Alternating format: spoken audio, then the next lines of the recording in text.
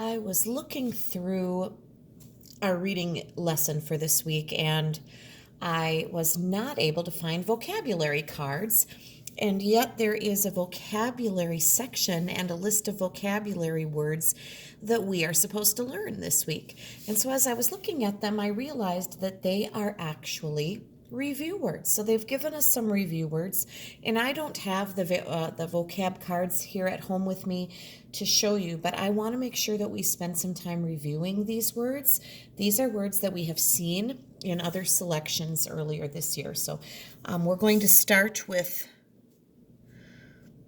the word proud and just kind of review what these words mean. So the word proud, if you are proud of someone, you are pleased with them. Perhaps it's something that someone has done. Perhaps it's something they've accomplished. I know as a mom, I am proud of my children. I'm proud that they are my children. And so to be proud is just to be pleased. It's a positive word. The second word is the word ancient.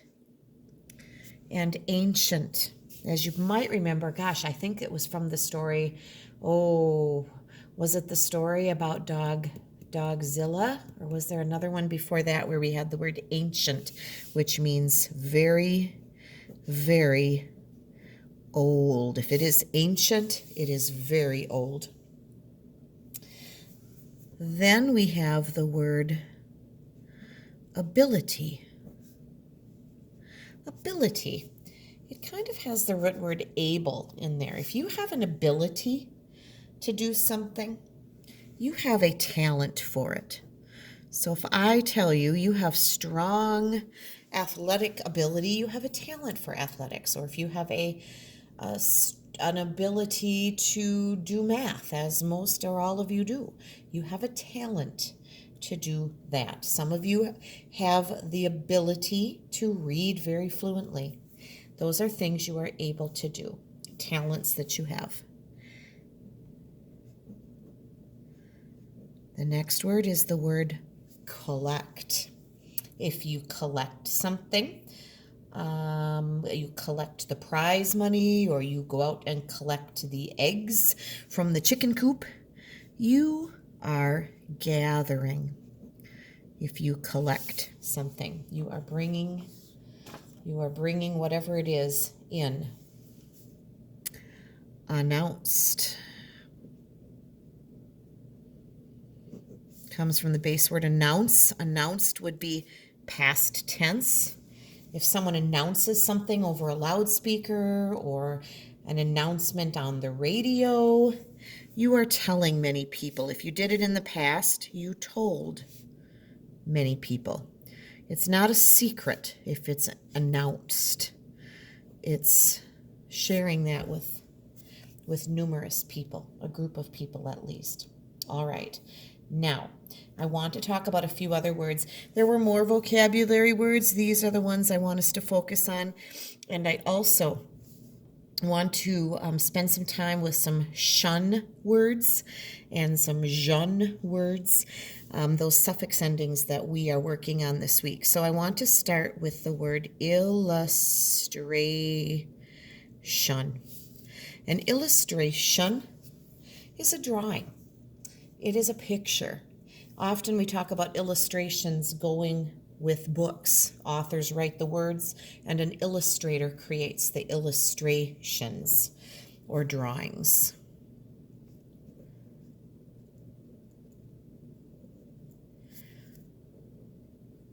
Then there is this word. It is the word action. Here's the shun ending again. If you leap into action, there will be some movement or activity happening. If you go and become active, you might leap into action. All right, here's another shun word. Reaction. A reaction is the act of how you react to something. What would your reaction be if I told you that you had won $1 million? Well, that means what would you do? What would you do if I told you that? Your reaction would probably be screaming and hollering and jumping up and down and going, woohoo, right? That would be your reaction.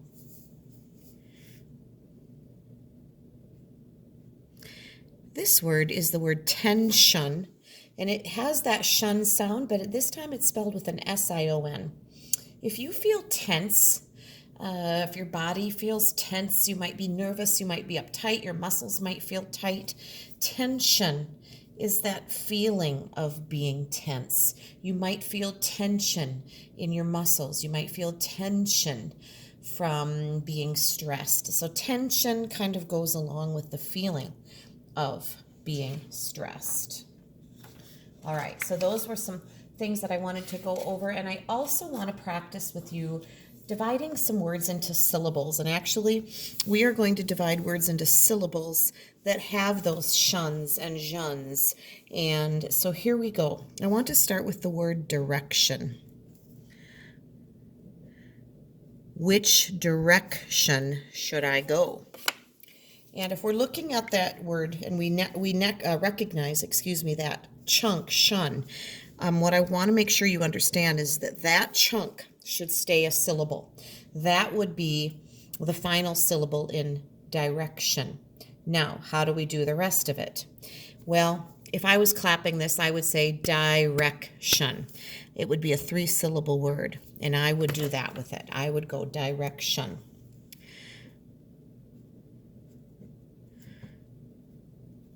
This is the word television. Again, I see that "jun" ending. I want to leave that whole as a chunk. I am not going to divide that. Television. That's a 4-syllable word. Television. You can hear those 4 beats. Tel, vi, and we're going to keep that chunk together. It would be really tempting to separate and put the S, television, but let's keep those chunks, those juns, together as we divide into syllables. And that's going to be something that you'll want to remember for Friday's reading test. Hint, hint, hint. All right. This is the word decision. Again, I see that jun ending.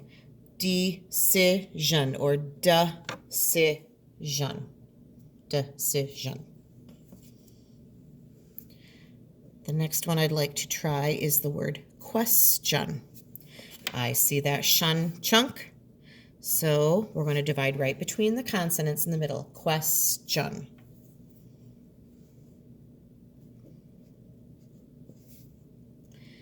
Now we have the word station. Station, just like that. Leave that shun together. Here comes attention. Well, this is probably going to be trickier. Let's start here. Leave the shun together. Attention. It's very easy when you have a double syllable like that to divide that. Attention. Attention or attention. Hope that makes sense. That one's a little tricky, what to do with the ATT. And then we have the word vacation. All right, shun is going to stay as its own syllable. Vacation. Now, the last 3 that I'm going to do with you do not have the shun endings. They actually have the U-R-E ending. This word is future. And we're going to leave that chunk chur as a syllable. Future. Future. This is the word capture. Leave chur as a chunk. Capture. Capture. And the last one that I'd like to do with you is adventure. We're leaving that chur. Adventure. Now, if you're asked to divide something into syllables, remember, You can use your claps. You can put that finger, that thumb under your chin, and every time that chin moves to make a vowel sound, because your chin has to move to form a vowel sound, and every syllable has to have a vowel sound in it. There's your I, there's your E, and there's your I, E, I. Isn't that funny? Every syllable will have a vowel sound in it, and it probably will have some other letters in there as well, some consonant sounds, but your chin moves when you form those vowel sounds. So I hope that is helpful.